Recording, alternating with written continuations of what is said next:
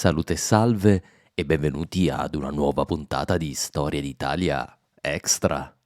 Episodio 14. Il Risorgimento.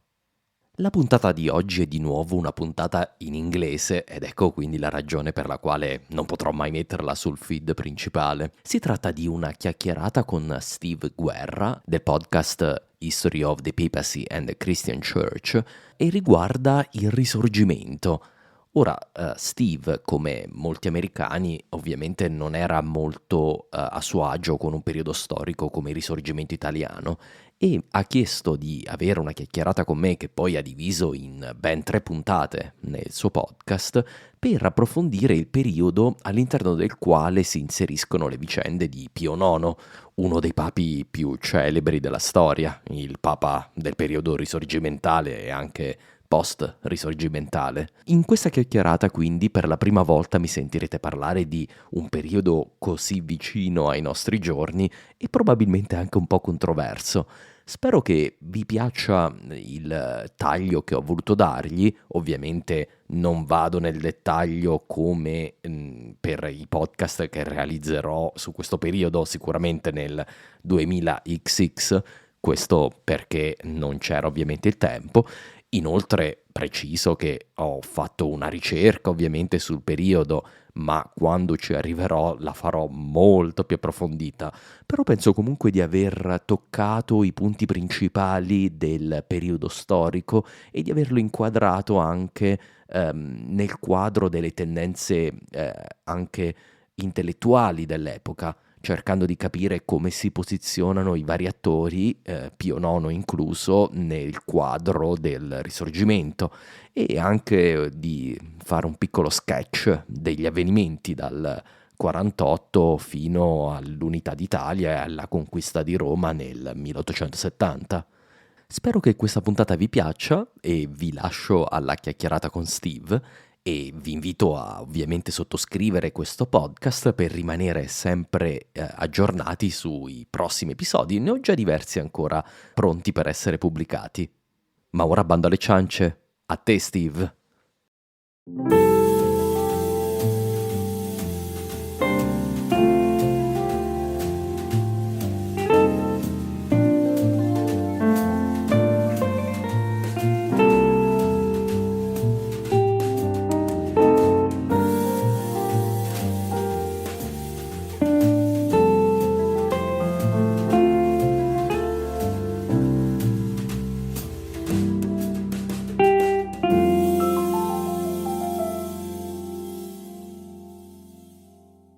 Well, as you know, today we have Marco Capelli of the Storia di Italia podcast on again. If you haven't listened to our collaboration, that would have been a few months ago. You should definitely go back and listen to that now. It was awesome. Now, I'll let Marco tell more about himself, but as you should definitely know, he has a podcast where he tells the history of Italy in Italian. So if you don't know Italian, you should definitely learn that too while you're at it. Well, thank you again, Marco, so much for coming on the show to talk about this really huge topic of the Risorgimento and the Italian unification. And I really appreciate being able to have such a great source to talk about this fantastic topic. No, but it's my pleasure to be here. And Steve, I was listening to you before I even started podcasting, so it's always an honor. It's a double honor to be here for the second time. Thank you. Now we are. Well, why don't you tell us a little bit about your podcast? Because I get eventually you'll get to the Risorgimento Italian unification. Maybe just tell us a little bit about yourself, a little bit about your podcast. Sure. So my podcast, of course, starts actually very early, a bit where you started as well. So I start with Constantine, and the program is to really retell the whole history of Italy. And while I'm at it, since there are not so many podcasts in Italian, I also tell the story of the entire Mediterranean, and probably I will touch base with most European countries over time because they are all intertwined. So you can't separate the history completely. And I'm against it. So I like to see how everything interacts with each other. I started a podcast about 2 years ago, a bit more than 2 years ago, and well, it's been a ride. It's been fantastic. I've grown with it, and it has given me like a new sense of living. So it's great because there weren't, as I said, there weren't so many history podcasts in Italian, and there are now more. And everyone that starts usually writes me and says, thank you so much. I like so much your show, and now I want to make mine. So that really makes me happy. That's awesome. You're like creating a genre. You're a trendsetter. Yeah, really, because it's a new trend of Italian history podcasts. So I'm glad about that. That's awesome. I guess maybe let's set it up this way. Let's get started with just this whole word of Risorgimento. What does that mean in Italian? Well, it means resurgence, rebirth, coming anew in a way. So it's different, and it's very telling that it's not reunification, because you could say, okay, it's the Italian reunification. Why Italian call it Risorgimento? Risorgimento is like, when you have a river that goes under the earth, no? Mm-hmm. And then comes out of the earth again. That's called a risorgiva. So coming out again. It's like a river went underground for a very long time, maybe, and then comes out again. So the whole idea of Risorgimento is that Italy was lost for such a long time but it will be reborn again, and will come out again. So the idea is it's not the birth of Italy. Like in America, you will have the foundation of America. 1776 is the birth of the country. The idea of Risorgimento is not a birth, but a rebirth. The Italian unification, it's not something like maybe the American Revolution where there's 1776 and a couple of years later it's a country. This is something that takes place at the very least over the course of most of the 19th century. Maybe it's set the broad overview of the time where this is happening. Sure. And it's very important, I think. So the first thing to understand is that Italy has been divided at this point of time in the 19th century since the 6th century. So we're talking about 15th century and at that time, something very important that had happened, and is the French Revolution. So the French Revolution, 1789, it's like the watermark of European history. There's a before and after. The French Revolution swept aside the ancien regime, the old regime of Europe, with its nobles, its great houses, its the power of the church was broken. That's another thing. It was completely broken because lots and lots of the land and the properties and the buildings were taken away. A lot of the institutions of the church were dissolved. So the monastery, institutions, etc. So that broke like a big piece of the old system. And there was a new civil code which created a new way of regulating law, which is at the basis of all European and I would say all non-Anglo-Saxon legal system in the world, is at the basis of the Code Napoleon, the Napoleonic Code. So this enormous tsunami washed all Europe, but then it receded.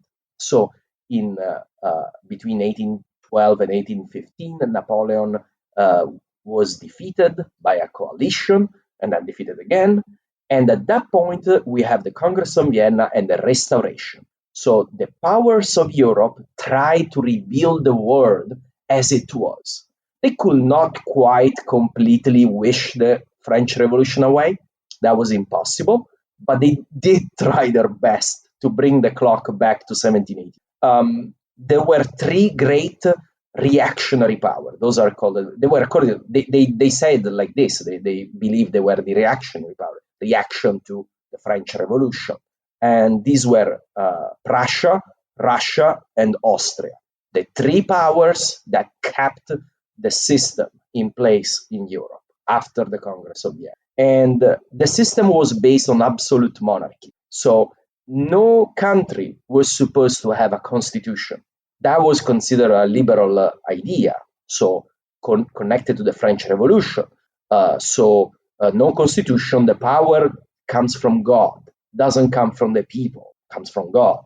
And the monarch, yes, of course, he doesn't rule completely alone, but he appoints his minister as he wishes, and basically the power is all with him in theory. Then usually, funny thing, these absolute monarchs usually have prime ministers that are more powerful than them sometimes.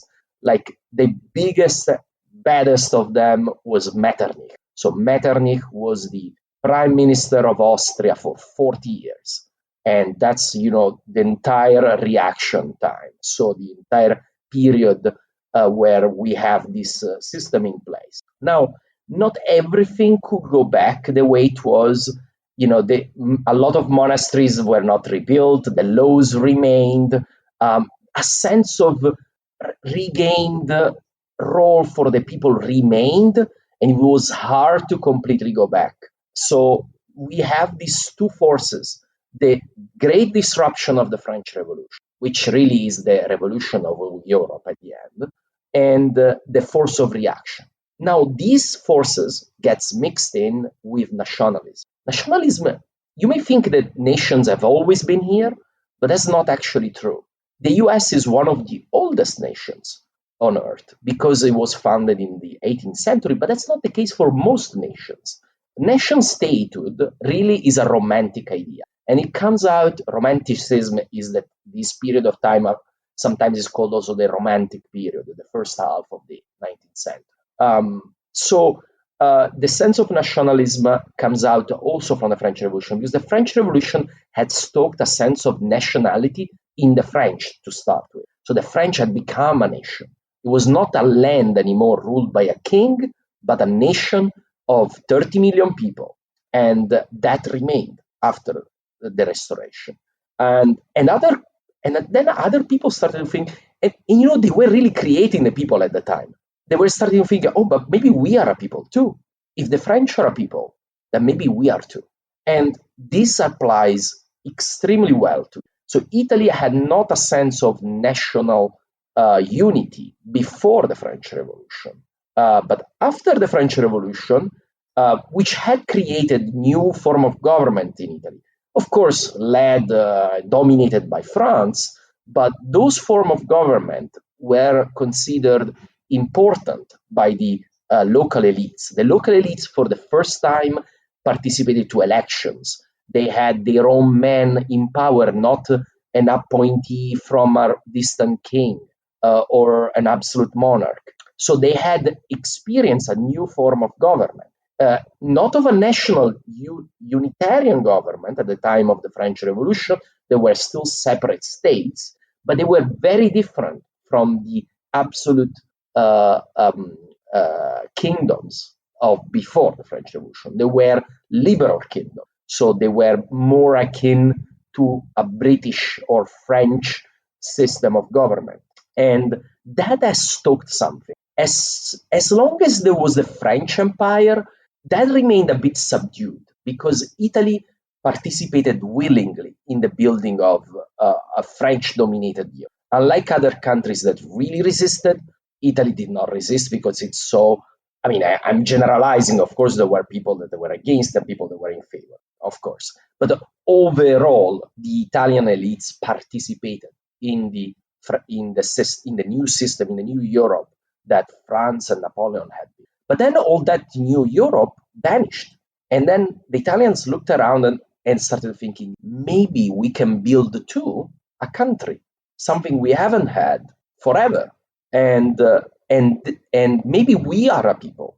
So that really, and again, we are talking here about the elites, the educated elites. So fairly large. We're talking about sometimes, developed areas of Europe. So there were a lot of people that read and studied, etc. But we're talking about the people that read and studied.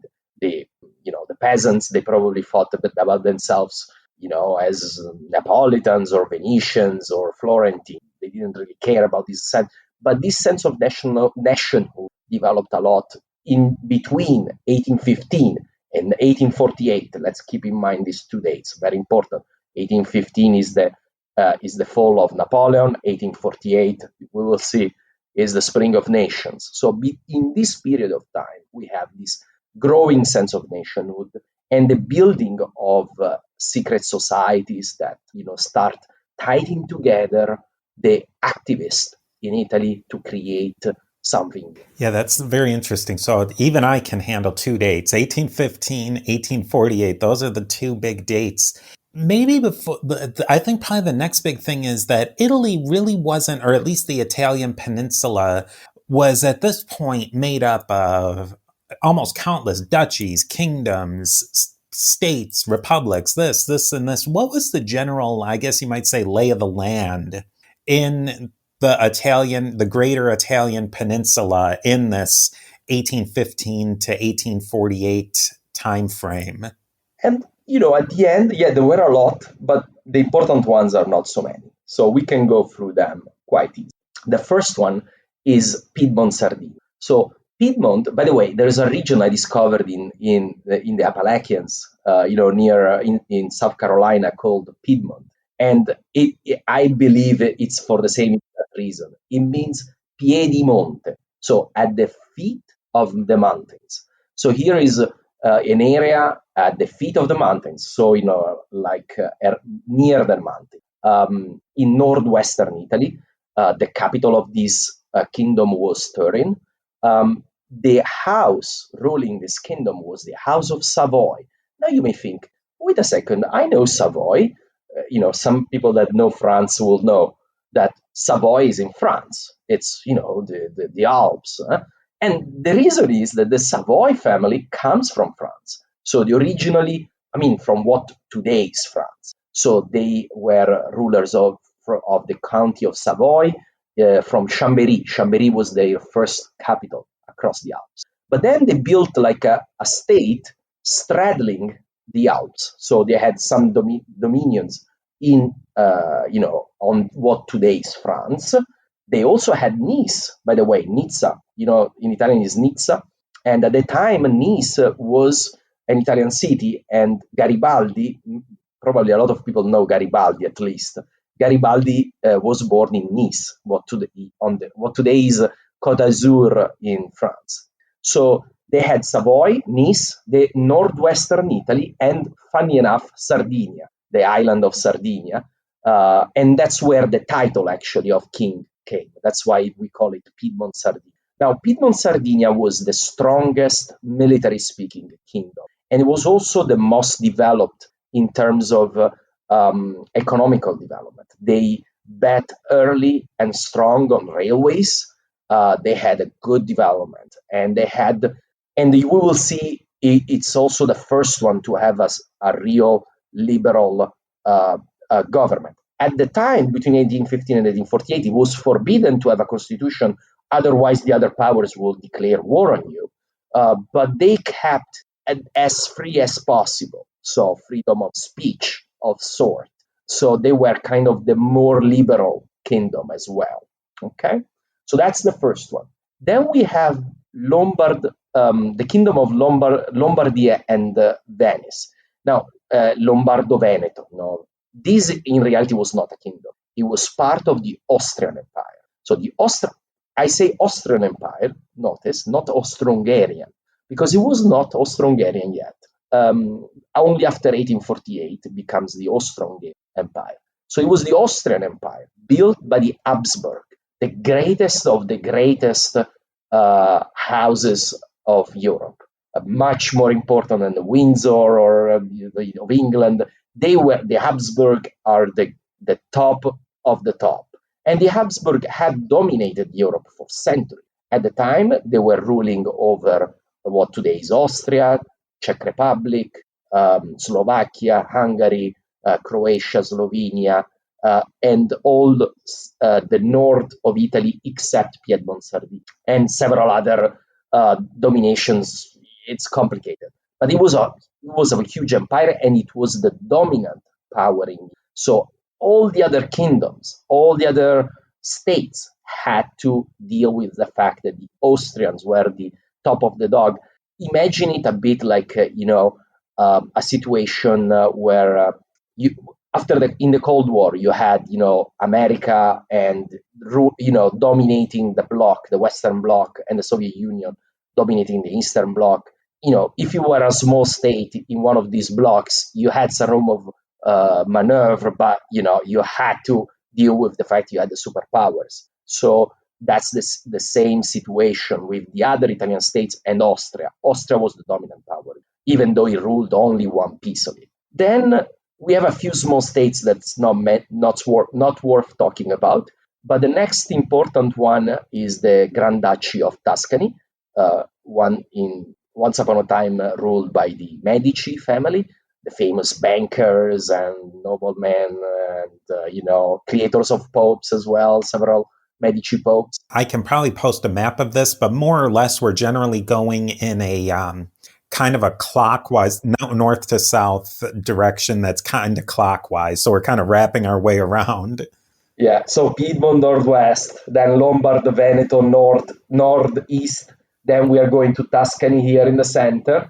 And Tuscany was ruled by a monarch, a Grand Duchy, Grand Duke of Tuscany, of the House of Habsburg-Lorena. So it wasn't anymore the Medici. Then the next one, there's only two more to talk about. The next one is, of course, the Papal States. The Papal States stretching on a funny shape, let's say zigzagging through Italy. And it's not a coincidence that's the shape, because that's the shape of the Byzantine dominions in Italy. So we're talking about the 6th century. And then those had become the Papal States when Charlemagne intervened in Italy. It's a story. You talked about it a bit. So just to give a sense to the listeners that this story goes way back, okay? And these Papal States were built basically on the main axis in the Roman time. From Rome, you go with a road to the Adriatic, going north, a bit east. You will cross the Apennines there, and then you will swing to go to the north. So that was the main road. And around that road, the Papal States were built. Of course, the main city there is Rome, and the Papal States are ruled by the Pope. He has prime minister. He has a prime minister. It's a government still. It used to be ruled more autocratically, but even the French Revolution had passed also through the Papal States. So they could not rule anymore just a council of bishops. They had to involve some form of local elites. And then the last one is the Kingdom of Naples. The Kingdom of Naples, or it's called funnily the Two Sicilies. Don't ask me why it's the Two Sicilies, because there's only one Sicily. People think, why two Sicilies? The Sicily's one. Do you want to know why? It takes 3 minutes. I don't know if you want. Yeah, I've always wondered that too. Yeah, we might as well. I think I have always wanted to know too why it's called the Kingdom of the Two Sicilies when there's clearly only one. Only one. So the reason goes back to the Middle Ages. In the 15th century, in the 14th century, that was a united kingdom. So everything from Naples, imagine, from Naples, south, including Sicily, was a kingdom built by the Normans from Normandy, France. Anyway, it's a long story. So they built this kingdom, and then this kingdom passed to the House of Anjou, French house, very very important French house in the 13th century. In the 14th century, in Sicily, there was a rebellion against the Anjou. It was really a popular rebellion against their overlords. And because at that time you couldn't be without a king, they called in another king to be their king. And this was the king of Aragon. So Aragon is Aragon. Sorry, Aragon is another. It's from the Lord of the Rings. So Aragon is a region of Spain, and then Aragon and Castile merged to become Spain. So the king, so you had, and both of them claimed to be the king of Sicily. Why that's so? Because the Normans, when they had built this kingdom from Naples to Sicily, they were ruling it from Sicily. So it was called the Kingdom of Sicily. So they were both saying, we are the king of Sicily. So you had the king of Sicily from Sicily, and then you had the king of Sicily that really was in Naples, but he kept calling himself king of Sicily. Go figure. When they merged the two again, many centuries later, they called it the kingdom of the two Sicilies because they had merged the two Sicilies. Sorry, that's that's the reason. Really worthwhile to talk about that because I think you've really painted a picture that this is a really long story and there's so many complications and so much history that gets us to 1815, 1848, that it's not just something that kind of bubbled up. Oh yeah, that'd be cool to be one unified Italy. That there's a long story that goes back to the 6 and 700s AD, not the Yeah, exactly. 1600s, like the 600s. The 600s, yeah, it's 600, not Yeah. 1600. So this is true, and here's the thing, for a long time, Italians didn't think about themselves as Italians. They thought about themselves as Florentine, Romans, Neapolitans, Sicilians, and so on. And even the language, although there was a literary language spoken by the very tippy top of the elite, they really could speak Italian. The vast majority of the people did not speak Italian. They spoke what we call dialects, but in any other country would just be called languages because they were actually really far apart. And in many cases, they were literary languages. So you had poets and writers in the local language, although thanks to the strength and power of Dante's Divine Comedy, which was written in this created in a sort of way language of Italian, because he built it in a way, Dante, in order to write for the first time a great masterpiece in a vulgar language, as he called it. So again, we're going back to the 14th century. So Italy had a language, but that language was spoken only by the elite, and not by the people.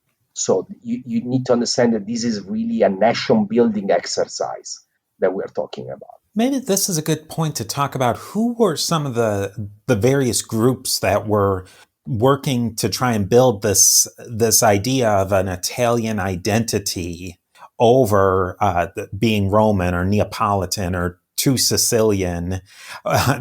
Who were there was several different groups that were all in on this nation building project.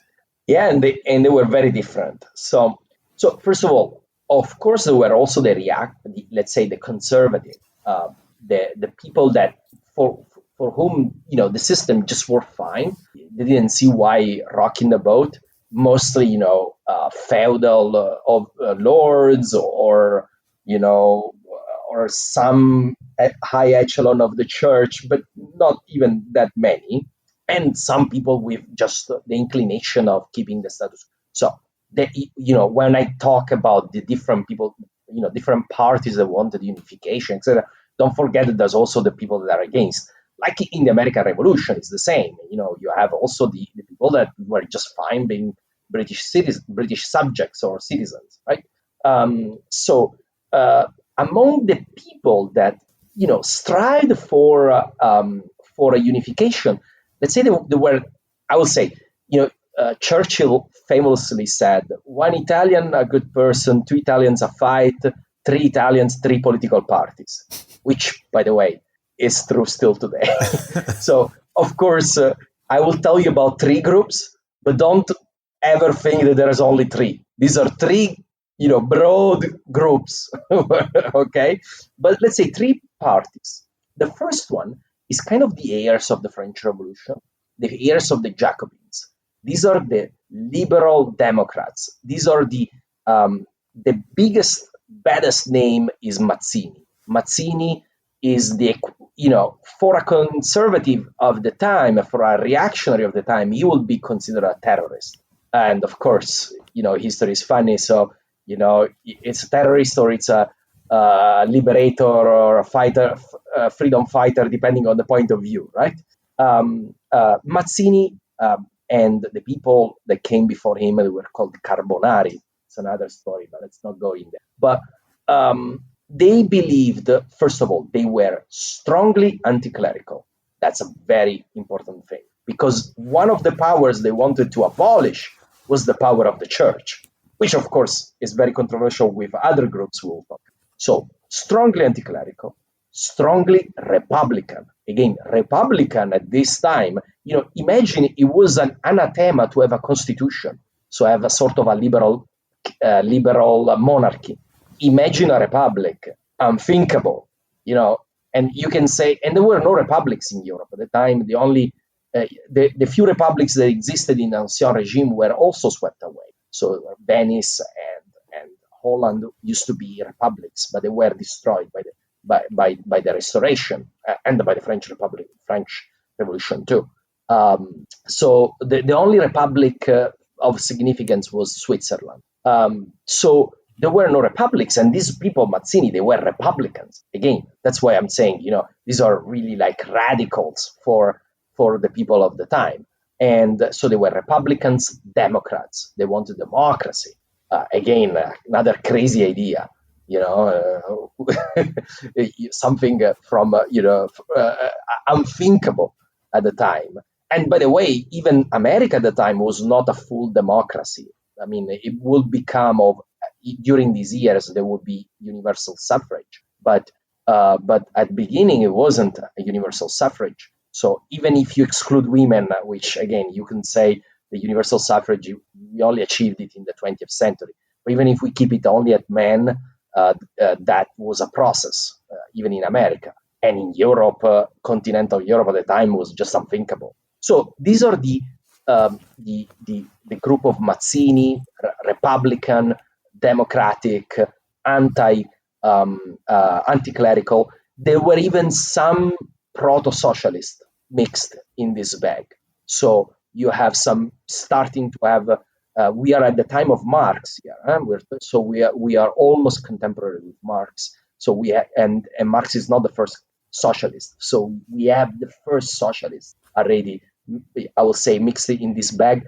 In general, their goal was to create this democratic, free republic. And then they thought that many of them thought next we should also deal with how unequal European societies are, very unequal distribution of wealth. Okay, so this is the first group. The second group were the monarchists. The monarchists really had one monarch in mind. Their model was not a republic, but it was a liberal monarch of the sort that England had. So with a king, so we don't ruffle too many feathers from the powers to be of Europe. So the republic is crazy. Let's have a monarchy, but with a government, with a parliament, with a constitution, with liberal freedom. Maybe we'll even make a good chunk of the people vote. Not everybody, of course, that's crazy. But we'll make, a good percentage of them vote. People that have studied or that have property, we'll make them vote. So those are the liberal monarchists. Their real champion was the House of Savoy and the kings of Piedmont, Sardinia. They realized that if there was one king around which the Italy could be unified, that was it. The third group, which maybe ties in better to the story we want to tell, are the Federalist neo-Guelphs. Okay, so they're not the same thing. There were Federalists that were not neo-Guelphs, and neo-Guelphs that were not Federalists. But overall, let's talk about this group. So the group basically saw it as neo-Guelph, again, another term that comes from the Middle Ages. Who are the Guelphs? Probably people listening know this, but Italy in the Middle Ages was divided between Guelphs and Ghibellines. The Guelphs were the pro-pope, and the Ghibellines were the pro-emperor, very simplified. So why neo-Guelph? Because they were thinking, okay, not a king. What is the great power of Italy? Is the Pope, the Papacy. The Papacy has been here for 2,000 years and has always been a leader of the country in of sort. So maybe what we can do, we can build a new Italy with, instead of having a king, having the Papacy being the head of state. And also another trend in here that I alluded to is that they were federalist, in the sense of, in America it's the opposite. I noticed. So the Federalists are typically the people that want to federate, so to make everything a lot stronger the political center.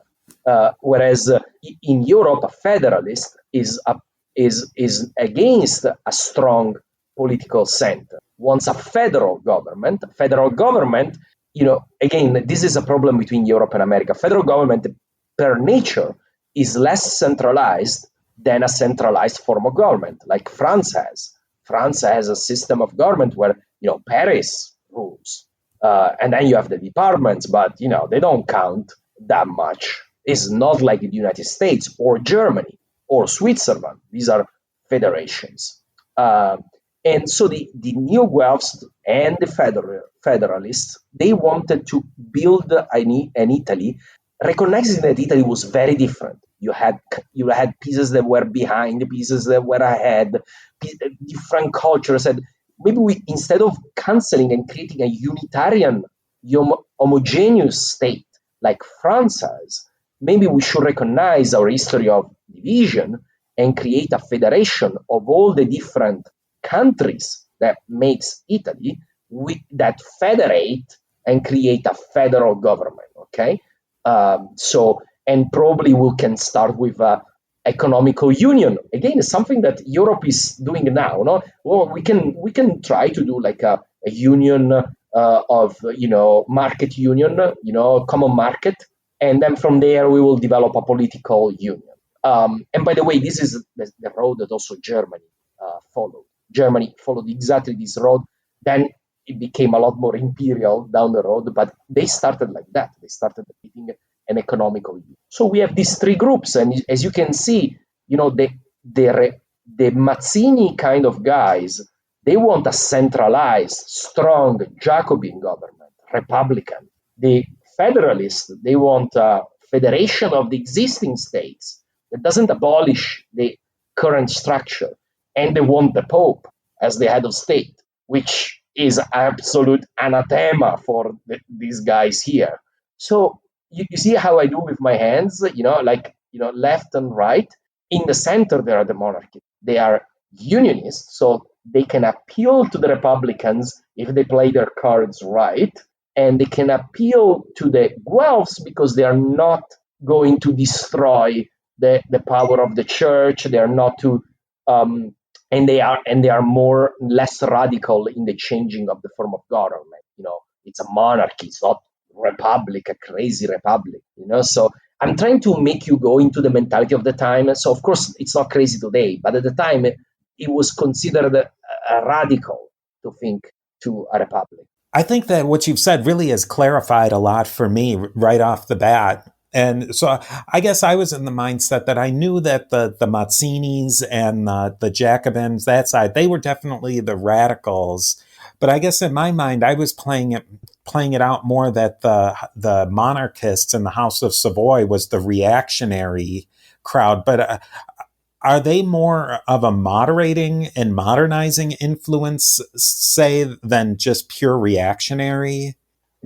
Their party was not completely a reactionary, I wouldn't say, because the monarchists still, they wanted a liberal monarchy, which is a very different thing from an absolute monarchy. So the absolute monarchy, where you have no parliament, you have no constitution, you have no civil rights, that's a completely different thing from a liberaldom, which is what the monarchist party wanted. They wanted a system like Britain has today, so which is, maybe not as democratic, but as democratic as Britain was at the time. So in that sense, they were not reactionary or conservatives. They were on the innovation thing for two main reasons: liberal and unification.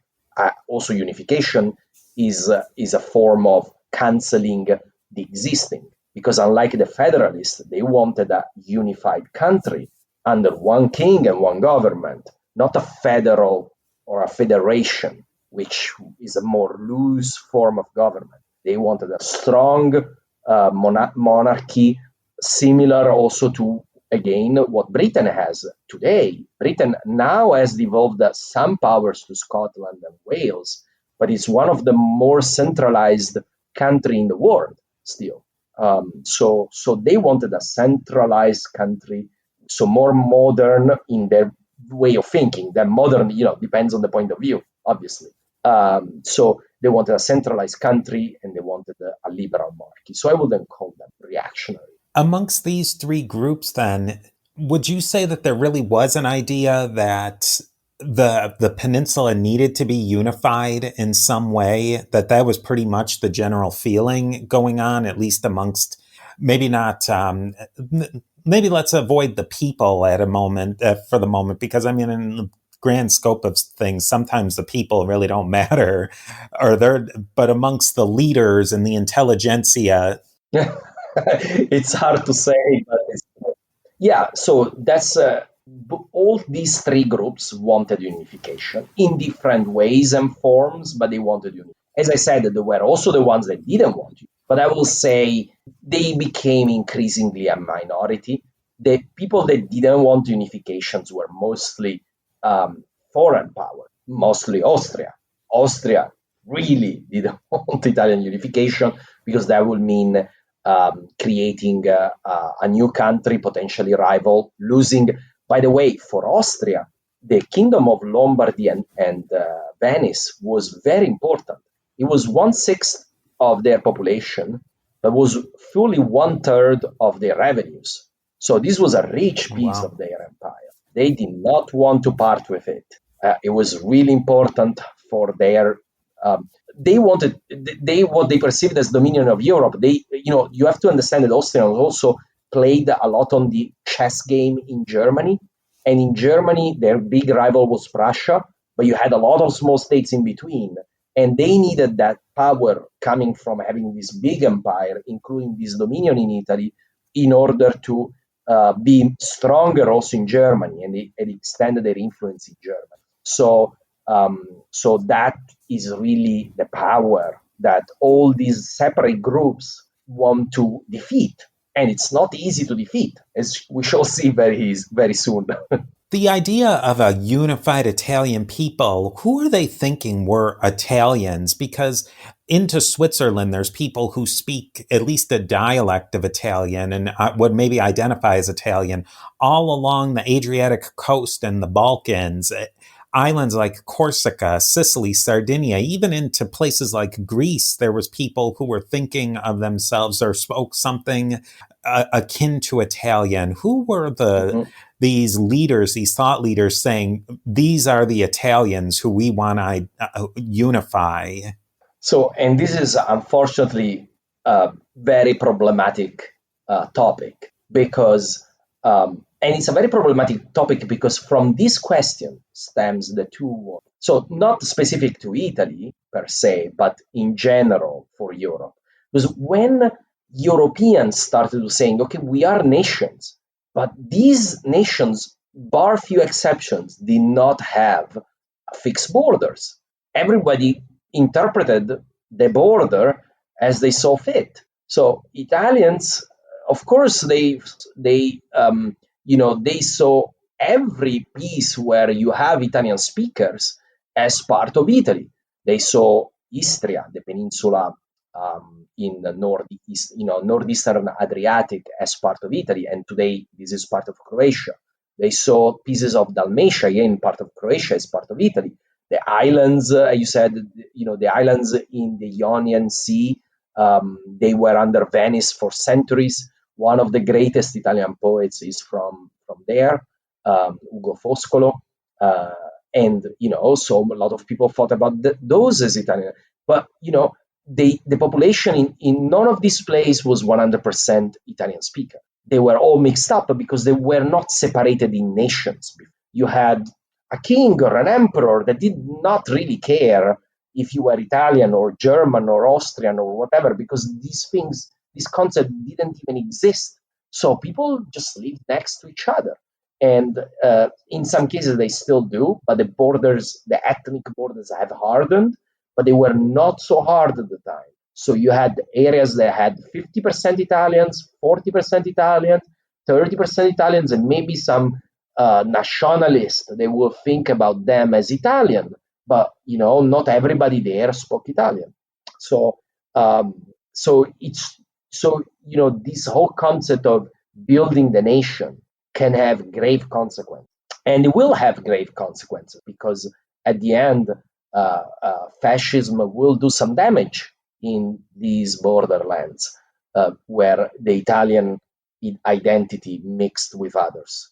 So what I'm trying to say is we shouldn't look at this map and make strong lines dividing countries.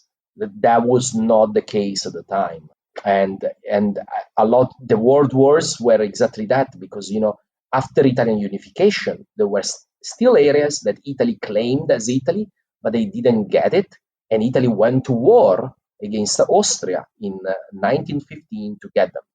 And hundreds and hundreds of thousands, 1 million people died on both sides of that. So, 1 million people is a lot of people, is more than any American that has died in any war that has been fought by America. So just to give you an idea of the scale of the destruction, and this is only one front of, even not the most important one, of the First World War. So I'm talking about only one world war, one front, and not the most important one. Yeah, I think that really contextualizes how big this goes back to. Yeah, yes, I like to contextualize because, I think it's important when you throw numbers or dates that, they get grounded in the reality so that people can measure them and can get a glimpse of what they actually mean. So otherwise, they're meaningless. And also, I would like to say, for example, also to ground thing, 1815 to 1848, this is the period before the American Civil War. So America was already a country, but it had not gone through the Civil War yet. So again, if you want to, if you know American history, you can contextualize it thinking about that.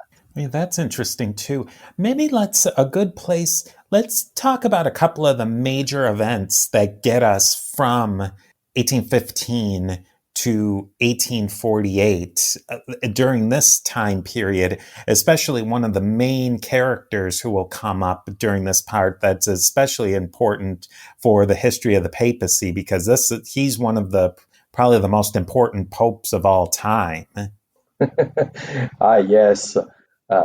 Pius IX it's a sort of it's a very complex figure. His election is basically was seen by the New Guelphs, the Confederalists, as a sign of the time, as the time were ripe for their plan, because this was not a reactionary pope. This was not a conservative pope.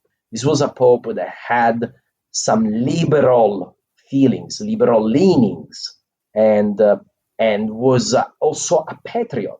So people knew that he was, he was an Italian. Many popes that were, born in Italy, they did not think about themselves as Italians. They were, the popes of the Universal Church. That's something different from being an Italian pope. So, because again, that concept is fairly recent. This was really a pope that thought about himself as Italian, and that created some expectations from him that he would lead the way in the Italian unification. He would do something very important when the time was ripe, and I think this was, it was doomed from the beginning, because it's not the role of the papacy to build a nation state against other nations. The role of the church is universal, and the papacy would have never survived that. I think that was a dream, but that doesn't mean that people cannot dream, right? So the Pope, when he was elected, he enacted reforms, liberalizing the political system. in the Papal States, signaling his willingness to reform. So again, that brought high hopes. All that, though, we have to see all that in the backdrop of an enormous conflagration, which is about to explode and which is about to completely, let's say, get out of control. So, the Pope will not be able to control it. And at a certain time, paradoxically, he will become a symbol of the reaction. So he had an extremely long pontificate. And at the end of his pontificate, everywhere in the world perceived him as an extremely conservative. Just to give you an idea, this is a really interesting journey that starts here and ends there. And in a way, I don't think he moved that much. I think that the world moved. so he was, let's say, liberal when he started, and then he was a conservative when he at the end of his papacy. Yeah, that's interesting. And I wonder, how realistic was the position of people like Pius, maybe Pius, but people who thought that the Papal States could actually exist in a unified Italy and that the Pope could possibly somehow be the secular leader of a united Italy? Was that complete naivete, or was that something that people honestly entertained? People honestly entertained because the Pope was a secular leader and had been for a very long time, and a not insignificant secular leader. The Papal States may look small on a map and small in general, but they were not that small. It was a sizable country ruled by the Pope already. So you think like you have already 20% of Italy. You just have to make it 100%, And the other idea is, if it's a confederation, it needs like a head of state. So this is another concept that is different between the American and European system. So head of state and head of government, they are not the same person. Head of state is the king, for example, or the president of the republic in a parliamentary system, is not the head of government. In America, you have a system where the head of government and head of state are the same person. But that's not the case for nearly, I would say, all European countries. So what they were thinking is to have a head of state as the Pope, that of course will leave the government to a prime minister, elected probably, or anyway answering to a parliament. So they weren't, in that sense, is not complete naivete. You are just substituting the British system, a king with a Pope. I still think it's naive in that sense, because the Pope anyway is not a king. The king anyway has a role only within his dominion, whereas the Pope has to be the Pope of the entire Christian Church, at least the Catholic Church, and that role is too universal. Imagine if, and this is where the the rubber will hit the road.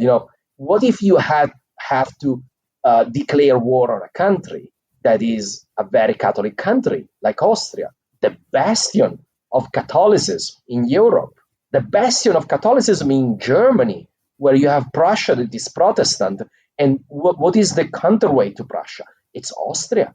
So if you don't want Germany to become Protestant from the point of view of the Catholics, you want a strong Austria.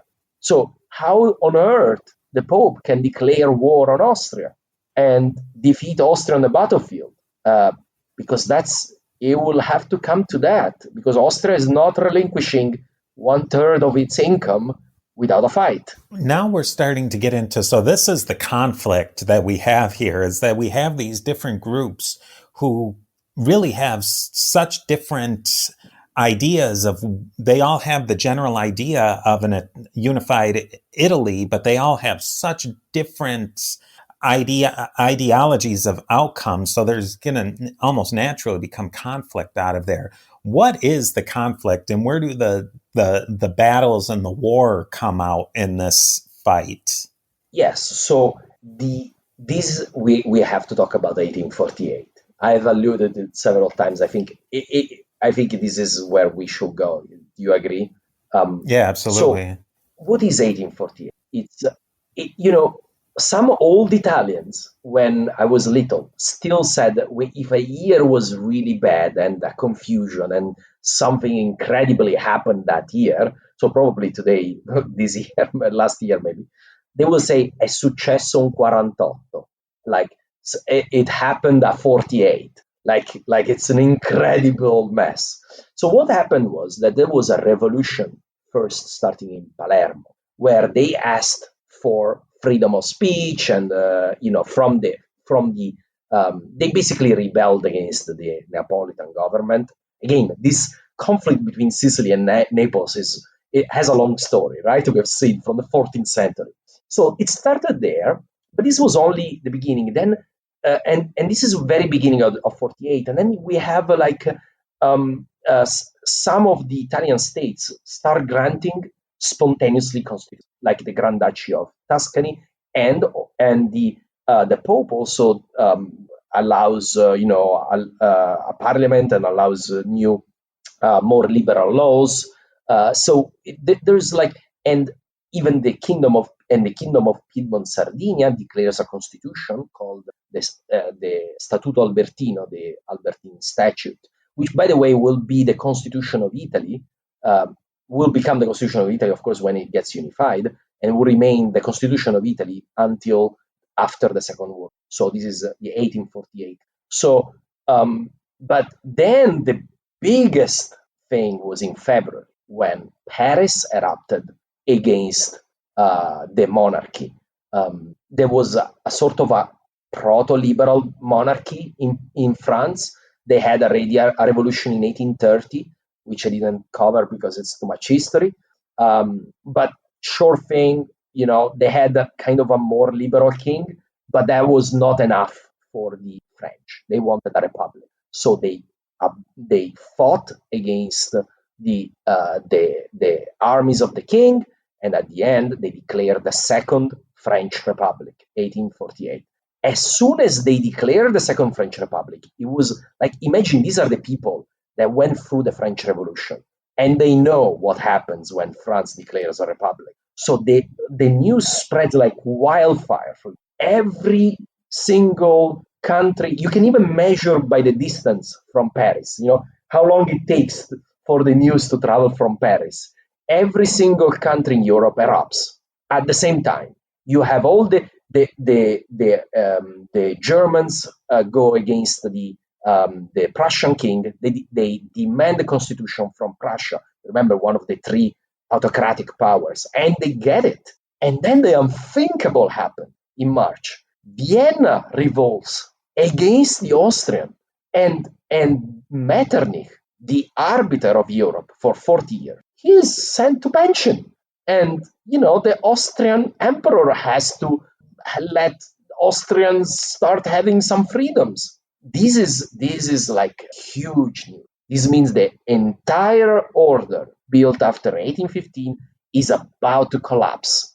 When this news arrives in Italy, which had started a bit this process, something new happens again. And it's only a few days after Vienna, the news arrives in Milan and then also in Venice. And both cities, the two capitals of Austrian Italy, they revolt against the government, and the biggest battle is the one in Milan. It's called the 5 Days of Milan.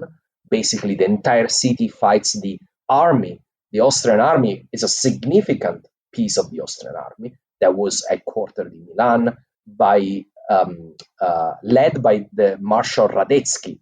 I don't know if people watch the New Year's concert in Vienna. At New Year you have this big concert in Vienna every year. I like classical music, so I watch it every year. And it always ends with the Radetzky March. So probably somebody will recognize the music if I do it. Is parabam parabam parabam pam pam parabam parabam parabam pam pam pam pam pam. Anyways, that music was written in honor of Radetzky, and we'll see soon why.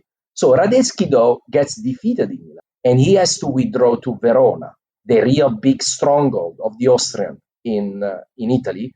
It makes sense. It's a heavily defended fortress, and it's next to the the Austrian part of the empire. At this point, basically, everybody looks at the Pope and says, "Okay, you can lead this," and he even forms like a, let's say, a small army formed by a bit. It's more like his people form an army, and then he gives his blessing to the army to be sent for the war against Austria.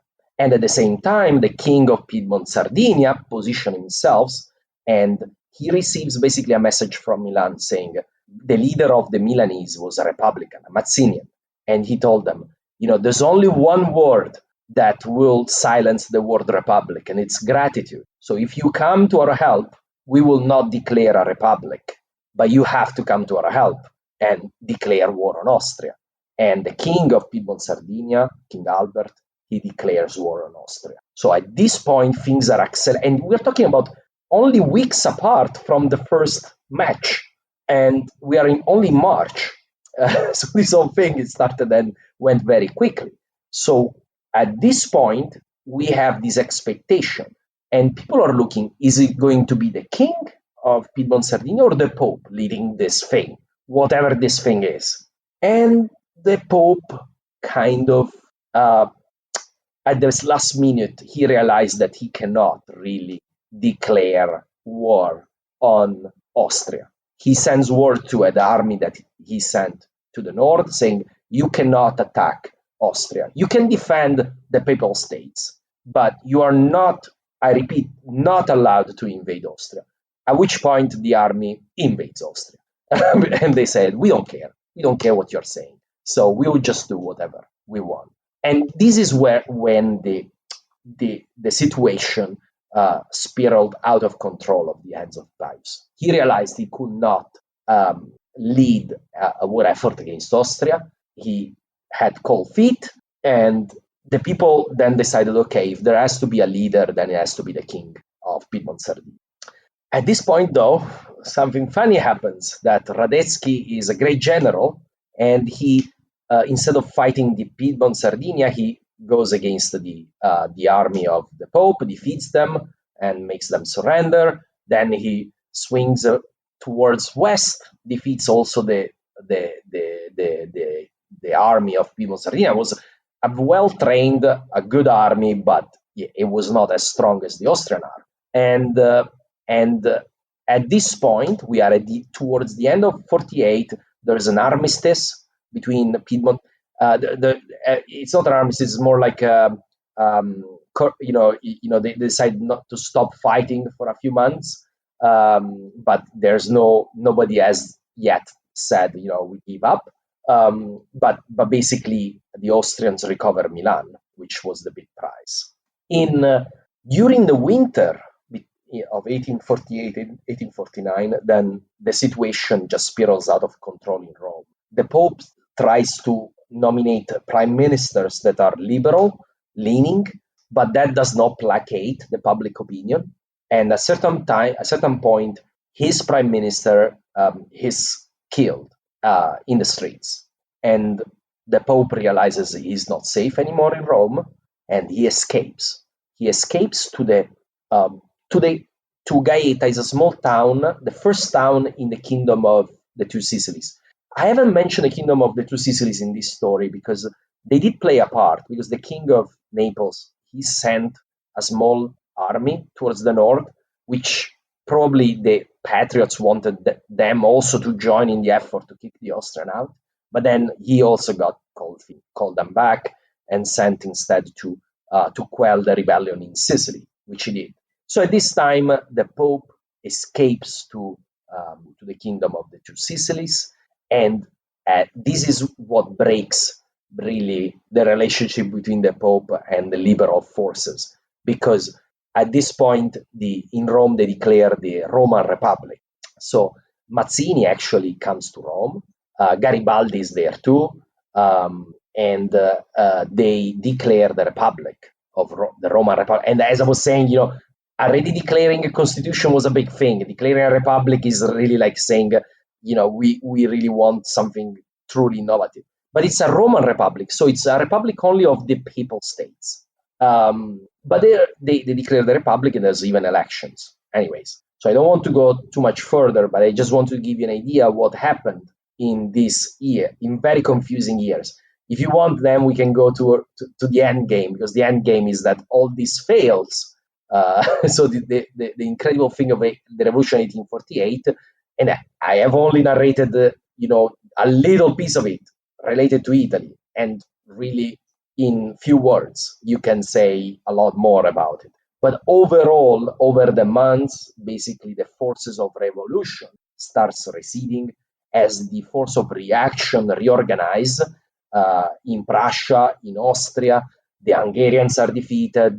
The Germans, the German attempt to create a nation is defeated as well. And then when the Piedmont Sardinia restarts the war, is defeated by the Austrians, by Marshal Radetzky, which kind of spells the end for the Roman Republic as well. The Austrian army sends basically an expedition to reconquer, to defeat the republics in the south.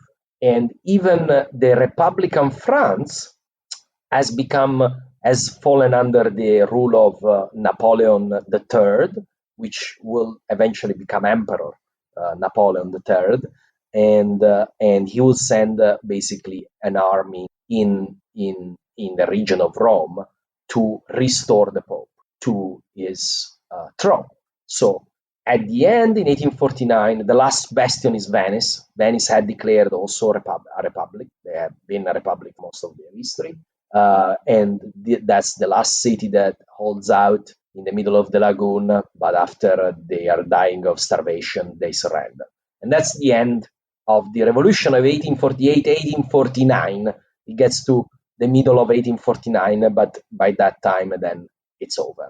And basically, the restoration has won. All the states, all the rulers go back to where they were before the revolution. So you may ask the question, what was all that for, right? Yeah, that was what I was going to ask. Yeah, no, and let me know if I go too much in details. But at the end, all this was like an enormous trial for all Europe. This is called the Spring of the People, when all these people, they fought on the barricades to get a nation and get freedom also at the same time. They failed, but the seeds they planted, they will grow in a sort of way, although much less idealistic and much more realpolitik way in the following decade. It will be the iron fist of Bismarck to make Germany, not the revolutions of the people. And it will be at the end the armies of Piedmont Sardinia to make Italy, although with the help of the idealists as well,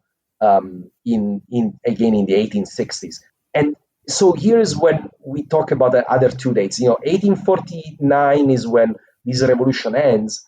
Then you have only 10 years of status quo, which tells you everything. 10 years is nothing. It means that really the status quo was untenable. Even though it was rebuilt as a status quo, it was completely untenable. And it was bound to fail in a way or another, because this revolution of 1848 had demonstrated that Europe wanted something different. And they will eventually get something different. So that's the story of of the revolution of 1848. Now we move into the next phase of the 1850s and the 1860s. It's still a confusing situation because it really hasn't solved anything.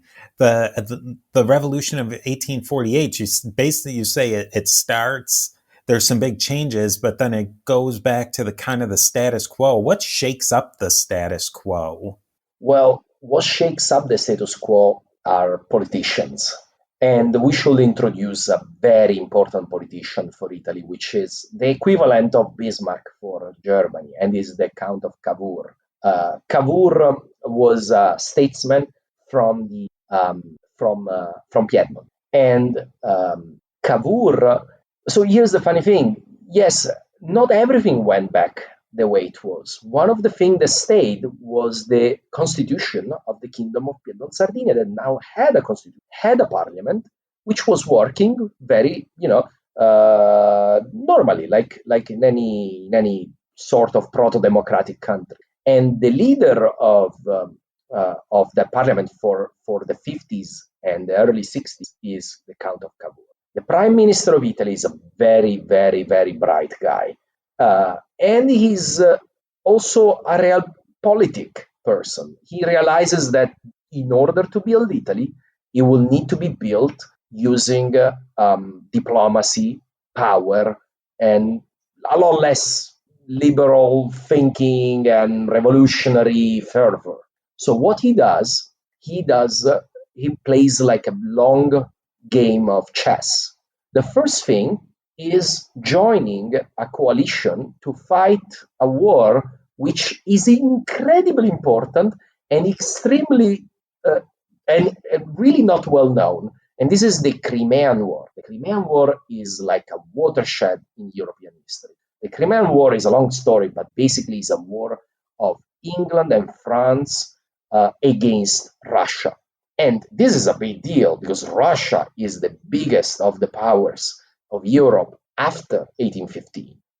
It's the power that defeated Napoleon, but it's also a backward power. And in the decades afterwards, it has become more and more backward. As other countries have developed, Russia has stayed the same.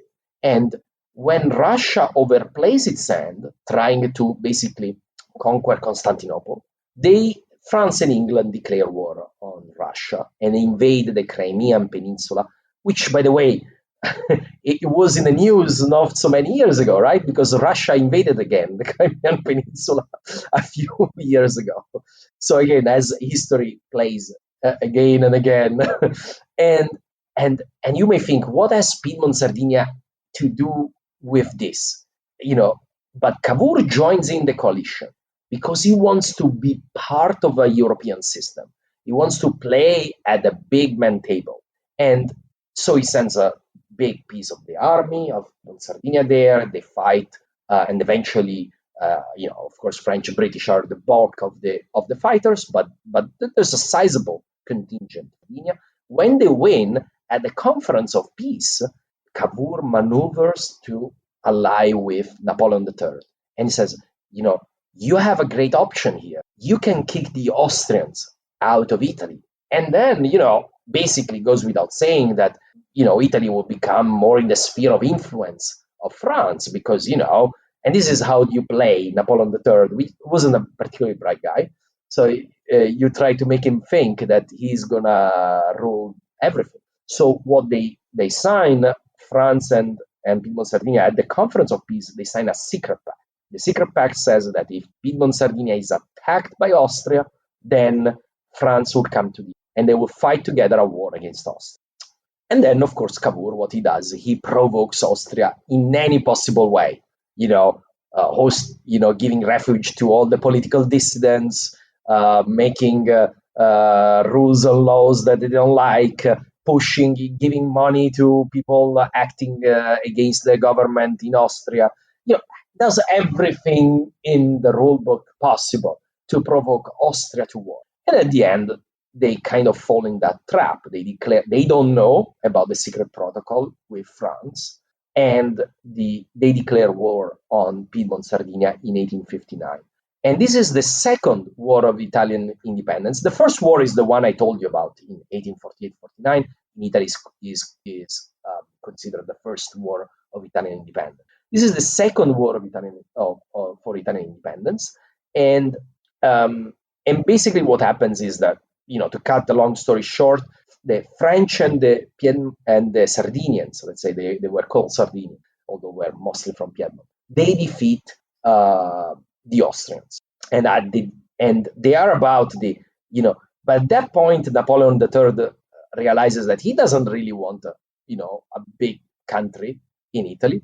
So he makes like a separate peace with saying, okay, you guys just give up Lombardy. Lombardy is the region of Milan, so half of their dominions in North Italy to Piedmont, and that would be fine for me. So for him, that was it. That was the end of it. Piedmont will become a bit stronger, and would be a more French-leaning country versus before, and the Austrians' influence in Italy would be different. But things then took a twist because I was saying that it's time to reintroduce. I mean, I already talked about him, but really talk about the third great Italian of this time, which is Garibaldi. Garibaldi is called the hero of the two wars because he fought in any possible war in Europe and in South America. When he was exiled in 1848, he went to South America, and there he fought several wars in that continent, and he was a hero there. He got a wonderful wife, Anita Garibaldi, famous everywhere in Italy, and came back wearing a poncho, Argentinian poncho. That was his style. Everybody know him for wearing this poncho. He was a Maxinian and was a man of action. Was a soldier and a revolutionary with the red shirt. Revolutionary, not a liberal monarch. Well, what he does, he puts together a band of 1,000 more or less volunteers to go to Sicily, because rumors are that the Sicilians are again revolting the Neapolitan. So he lands in Sicily and he beats demoralized Neapolitan army that again was not in high. They were not fighting like a cause they really believed in. At least some of them. Some will actually hold out for a long time. So anyway, he defeats them in Sicily, conquers Sicily, and then he marches on the continent, and then he marches north, and then defeats the Neapolitans again, until a point where he conquers Naples, and the king of Naples basically has to fly away, has to leave. At that point, Cavour realizes that this is a great opportunity. And, he also wants to avoid Garibaldi declaring a republic of, whatever, of South Italy. So what he does, he calls in the Piedmontese army, and he tells them to march towards the south of Italy to meet with Garibaldi. And this could have turned out in several different ways. There could have been a civil war between the monarchists and the Republicans. So if the people would have not handled this, well. But at the end, what happens is that the two armies met a bit north of Naples, and Garibaldi basically gave the kingdom to the king of Italy and said, I would rather have a unified Italy under you than my favorite solution, which would be a republic. So that's how Italy really came in being. Now, I skipped a few steps. Some parts of Italy, like Tuscany, rebelled and asked to join in this new kingdom. And several chunks of the papal states rebelled against the Pope, and they joined in this state, which again infuriated the Pope because he felt that he was robbed of half of his dominion, because now the papal state only only comprised the Latium, the region of Rome. Garibaldi would have marched to Rome and conquered Rome if he would have had the chance. But Napoleon III at that time sent an expedition saying, okay, there is no way you are going to conquer Rome. I personally, with all the power of the French state, I will defend Rome and make sure that the Pope is independent. So in 1861, a unified Italy is declared, but the job is in a way is not done, because there are two big cities that are not in this new state, and these are Venice and Rome. These two cities are not in the new unified Italian state because Venice is still under the Austrians and Rome is ruled by the Pope, and with the strong backing of the French government. So in order for Italy to conquer also these other two bits of Italy, they will need these two powers to be defeated, Austria and France. And they will be. but not by Italy. In Venice, the main problem or the main power that they're fighting is Austria. So maybe we'll start with them, how Venice gets brought into the Italian unification. Yeah, so here is where the story of the Italian and German unification really intertwine, because the Prussia had created basically what was the strongest power of Germany in northern. They had created basically kind of a confederation in northern Germany, but they knew that the only way to to get that going seriously would be to defeat the Austrians, because the Austrians were always playing in the German politics to avoid Prussia getting too much of Germany.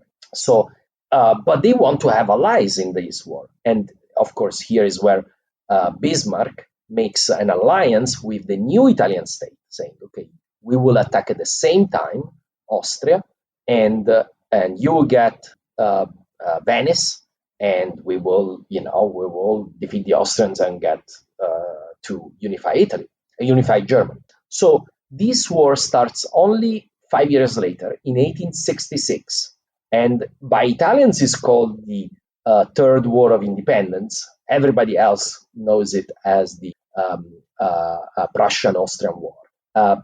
Basically, the new army of the Italian state, starting a long tradition, they don't perform particularly well. They actually defeated both on the Adriatic, the fleet, and the army is defeated as well by the Austrians. But they distract enough the Austrians, I guess, to contribute to the total trashing that the Austrians get from Bismarck and what we can start calling the Germans. So after this war, basically Austria.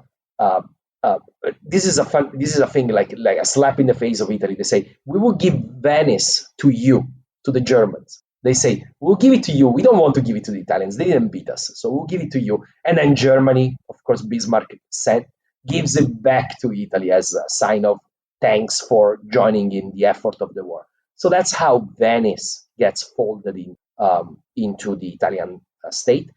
Important note, the border, though, was not where it is today, because two pieces that form today Italy still remain in Austrian hands. And this is the region that today is called the Trentino Alto Adige, and it is where Trent and Bolzano, Bozen are. These are part of Austria. By the way, there's also half of the population is German speaking, so it makes also sense. And then also the borderlands, the city like Trieste and several other cities on the eastern side, where again, they have kind of a mixed population.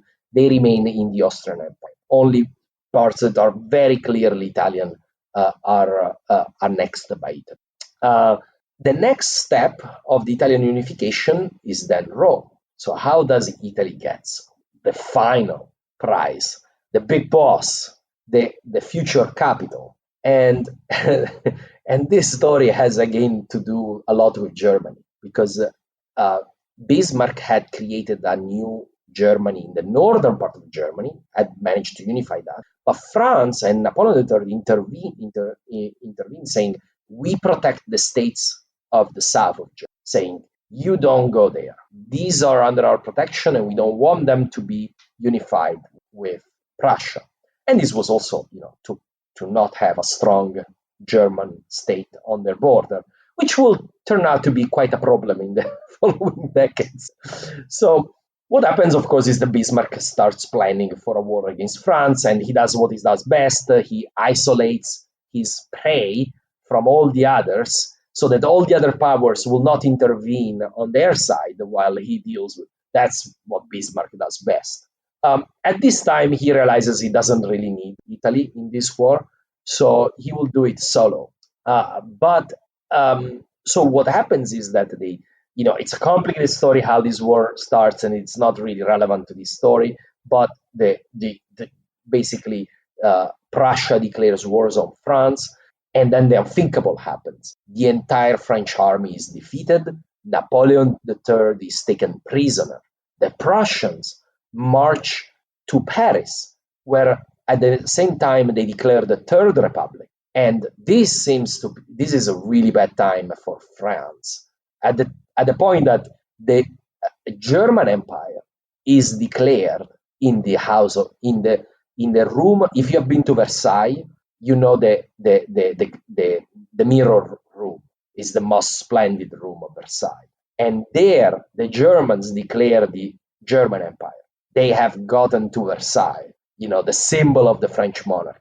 Which again, this is all you need to know to understand the First and the Second World. That's how, it's to avenge this that the First World War starts. Anyway, so the French are in no position to defend Rome at this point, and they withdraw their contingent in Rome. They needed to fight the Germans.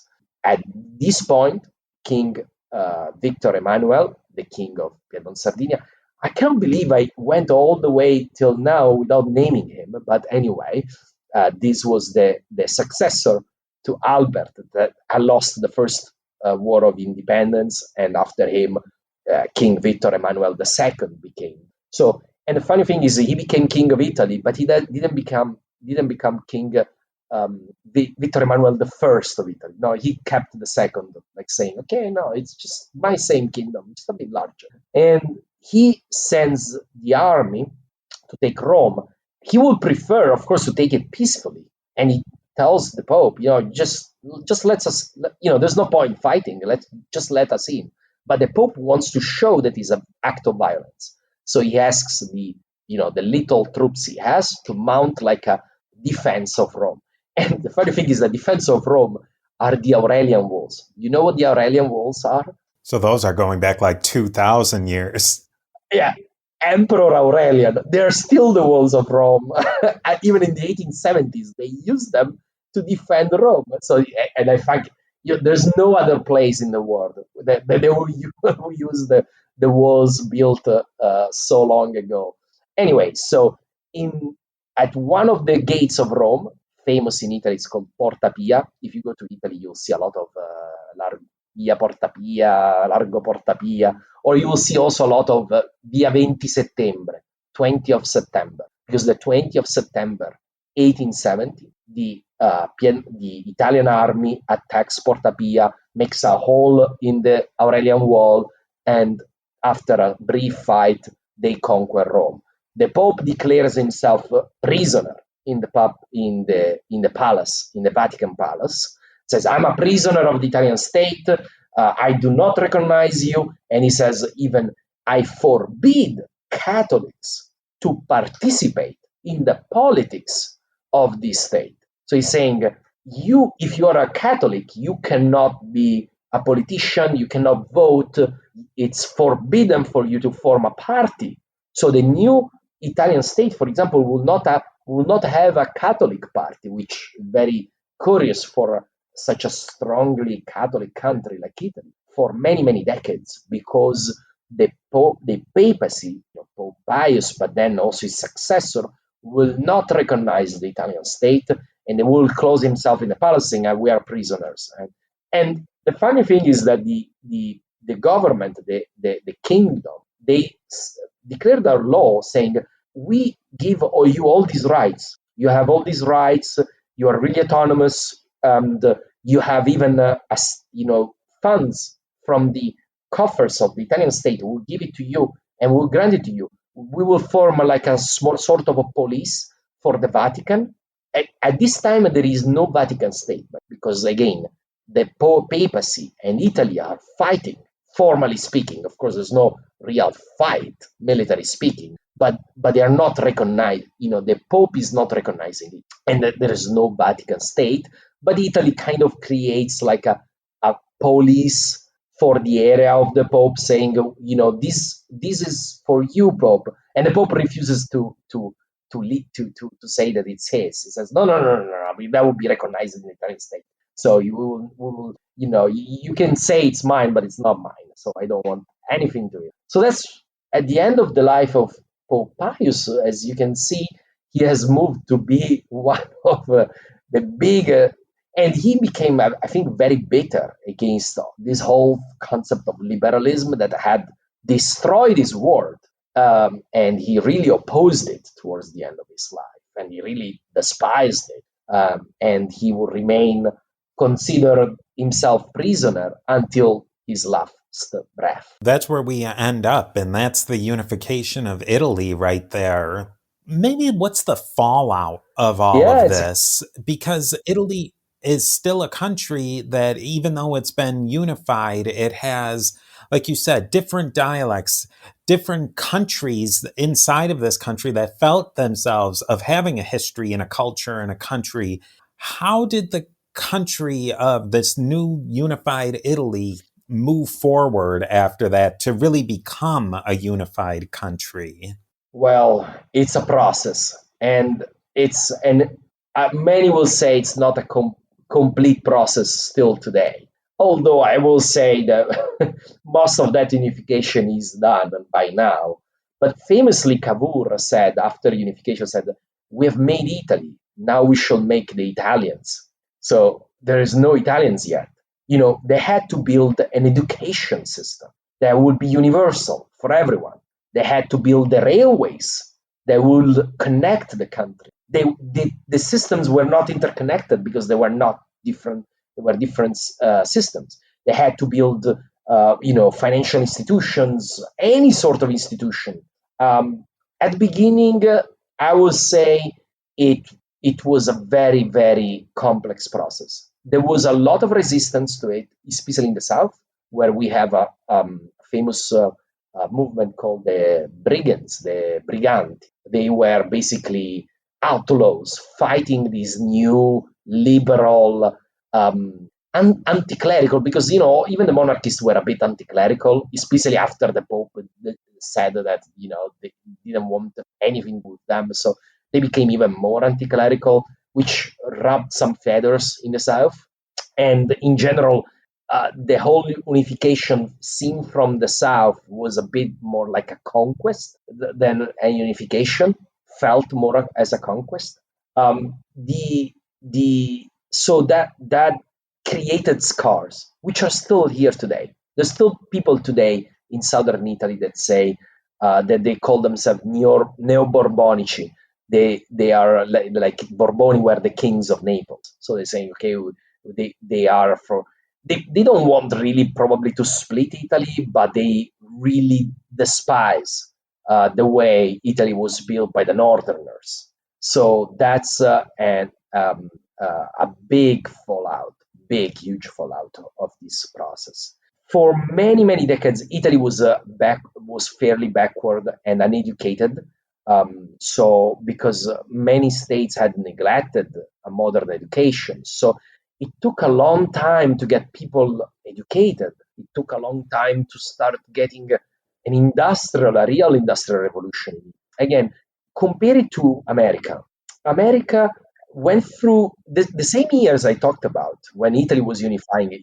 America was disunifying or trying to disunify with the Civil War. But America had several decades of economical boom prior of that and after that, where you had a huge industrial boom, which fueled an extraordinary building of that. Italy was unified, but it didn't have natural resources and had a long road to make before becoming a modern country.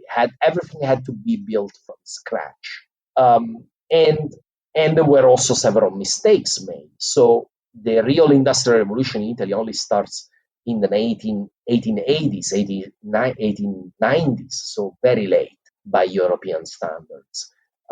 So all that creates kind of a sense of, I think a lot of Italians thought that with unification, Italy would become also a strong power, a big power in Europe, like France, like Germany had become.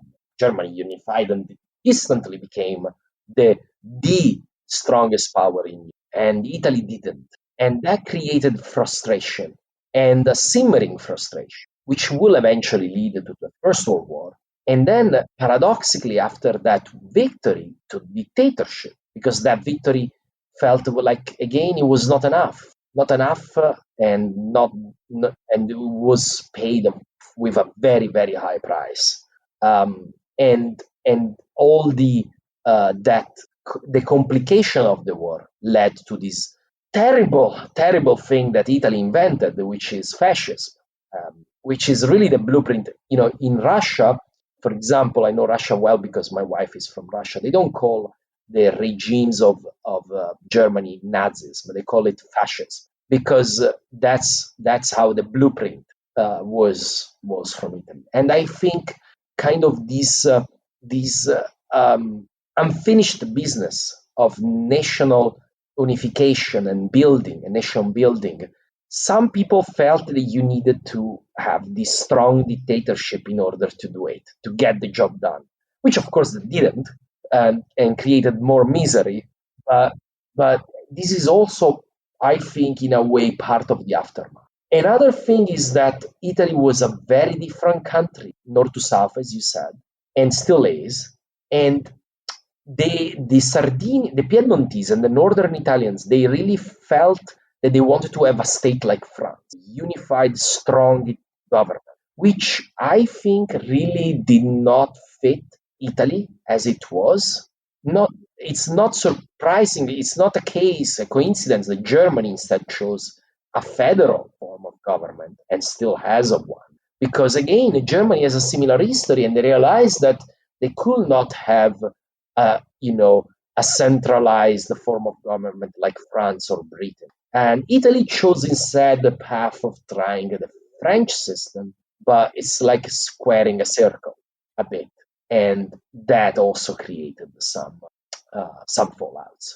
I don't want to sound too gloomy, but it was a lot of good done, and a lot of advancement that would have not been possible if Italy had remained a patchwork of separate, fairly backward countries. So it's not all doom and gloom. Progress was made, but I have the feeling that the patriots of the 1860s, they thought that the progress would have been easier and faster. Has there been a change in how Italians view this time period since between like how you were educated and how your generation felt about it than maybe your parents or your grandparents? Has there been a change, or is it still seen as maybe a monumental time period that created the country that Italy is today? And this maybe will surprise you. But this was like really felt like a heroic moment of Italian history only until, I will say, until the fascism. The Second World War was such a discontinuity in Italian history in so many ways that people after the Second World War related to this period a lot less. And in general, nationalism had been so lost so much appeal after the war because of what had happened. Italy was the least important, but was still one of the three powers of the Axis. So after the war, there was a guilt about that, and the whole rhetoric of national unity, and we have to build a strong Italy, and that felt like had led to a disaster that nobody wanted to really look at. Things have changed since, I will say. So the Italian of after the Second World War really looked up more at the resistance against the German occupation in Second World War as a new founding of the country. And again, you can talk a lot about that too. It's not part of this topic, but I will say that kind of removed the direct connection to this past. And more recently, there has been, let's say, more rediscovery, as with a bit of more sense of the importance of this period. But for example, the date when Italy was declared a unified country is not a national holiday. Oh, that's And interesting. it was only a national holiday in the 150 year, so when it was 150 years in 2011, and extraordinarily, they declared it a national holiday only for that year. But it is not a national holiday.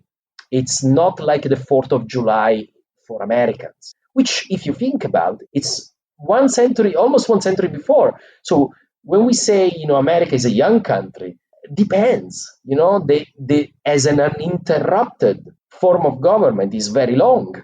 And Americans still feel so strongly about the 4th of July, 1776, and all that, in a way that Italians, I don't think, feel about the Risorgimento, which is more recent.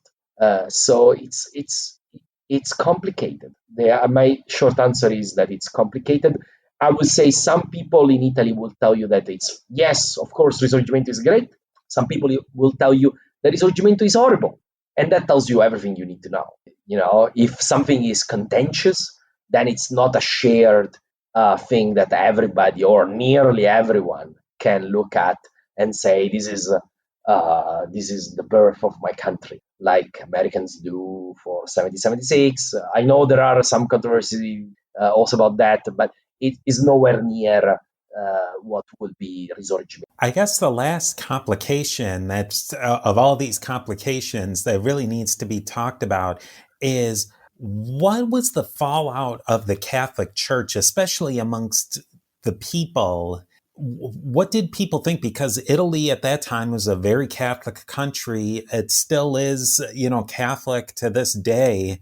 But maybe how was the church's image tarnished after this point? Did it ever regain its what the people's connection to the church was? Was it? I mean, it couldn't have been completely severed, because they're still Catholics and people go to church and that sort of thing. But it must have had some impact on the church amongst people. Yeah, and here let's define people. So the elite of the liberal elites, the bourgeoisie of the new Italian state was strongly anti-clerical after unification. And for many decades, there were no Christian political parties. There were not very strong Catholics in government for many, many decades. I mean, there were, of course, Catholics, but they were fairly anti-clerical. And this is a very different history from the US, for example, where religion plays an incredibly large role in politics for Italians. So in America, so it would be unthinkable for an Italian politician to swear on the Bible. Completely unthinkable. That separation is much stronger in Italy than it is in the US.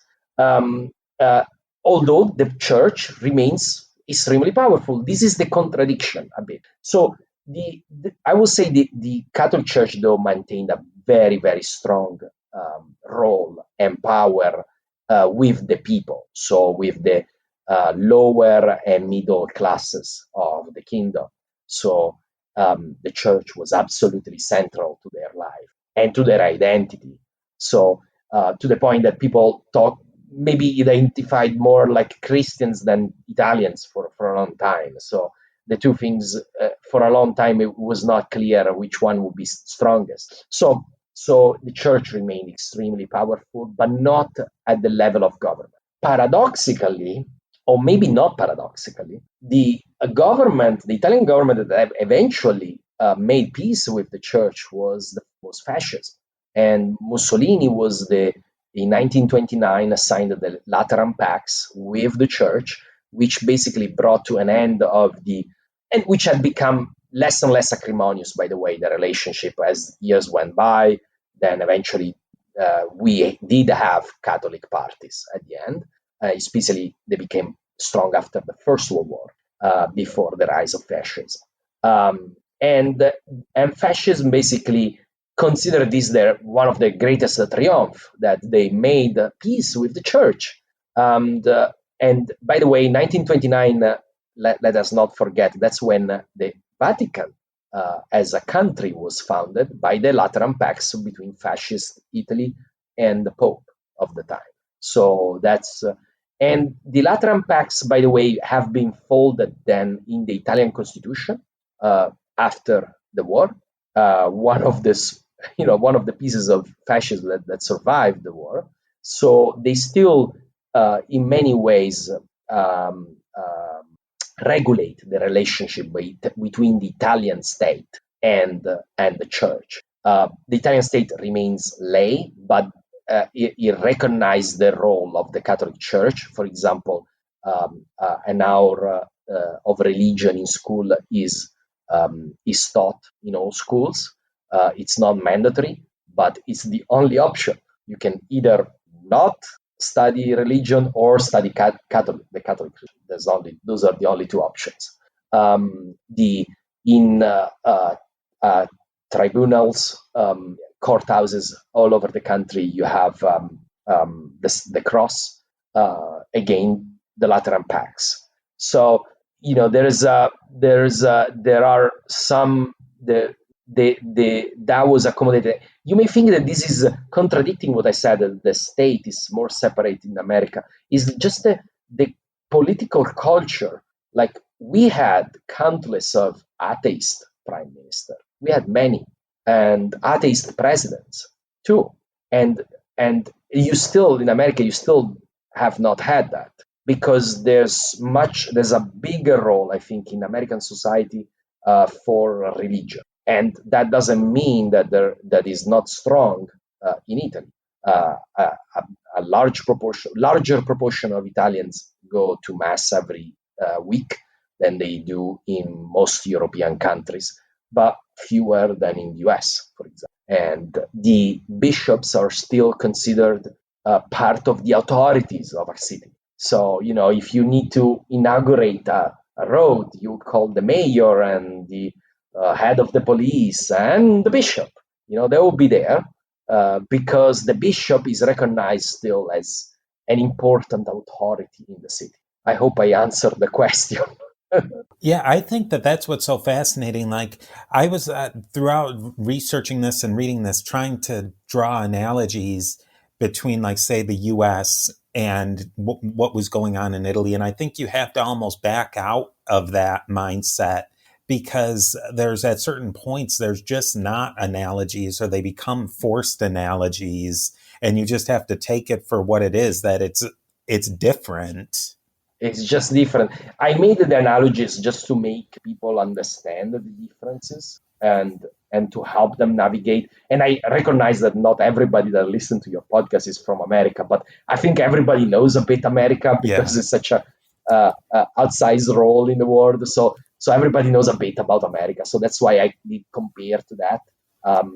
And just to get people to try to understand a very different history that is the Italian history. Yeah, I think that's honestly, this interview has stretched my thinking so much in this conversation. It's really made me understand the church aspect of it in such a more complete way. Being able to understand all these different pieces that built up to the revolutions, and then the aftermath as well. I mean, this is mind blowing for me. I'm very glad, and I really like to do this. So and I don't know if this is not a period that I have covered in the podcast, so I did a brief research. I definitely suggest, if this has interested you, there are other podcasts out there also that delve in details, and if you will delve more in detail, absolutely, it's a fascinating history, and you'll see how important the church role is in the history, obviously in the history of Italy, and this relationship between the secular and the secular powers and the church define really the history of Italy for the last centuries. I mean, you could say always, but it's very important for this period of time, for unification and for the aftermath of unification. Marco, I want to thank you so much for your time. This has been just fascinating. So much information for us to all digest out there. E qui si interrompe la parte interessante della chiacchierata, quella storica, mi risparmio il resto. Spero che vi sia piaciuta questa chiacchierata su un periodo storico che tratterò tra diversi anni. Non resta che ringraziarvi e darvi appuntamento ad una nuova puntata in futuro di Storia d'Italia Extra.